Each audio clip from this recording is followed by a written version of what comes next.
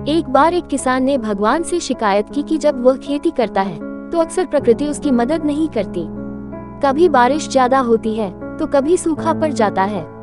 उसने भगवान से कहा, अगर तुम मुझे 1 साल के लिए प्रकृति को नियंत्रित करने का मौका दो तो मैं तुम्हें दिखा सकता हूँ कि मैं कितनी अच्छी फसल उगा सकता हूँ। भगवान मुस्कुराए और कहा, ठीक है, इस साल प्रकृति को तुम्हारे अनुसार चलने दूंगा। किसान बहुत खुश हुआ। उसने जब चाहा बारिश करवाई, जब चाहा धूप दिलवाई, कोई आंधी तूफान नहीं आने दिया। फसल बहुत अच्छी तरह से बढ़ने लगी। किसान ने सोचा कि अब तो उसकी फसल इतनी बढ़िया होगी जितनी कभी किसी ने नहीं देखी होगी।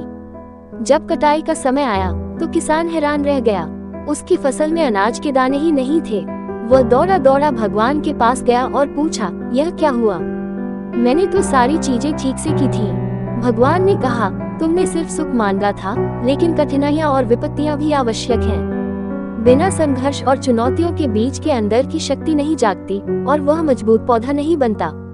इस कहानी से यह संदेश मिलता है कि जीवन में कठिनाइयां भी जरूरी है, क्योंकि वे हमें मजबूत और अधिक सक्षम बनाती हैं। किसान का संघर्ष और प्रकृति के साथ उसका तालमेल ही असली सफलता का कारण होते हैं।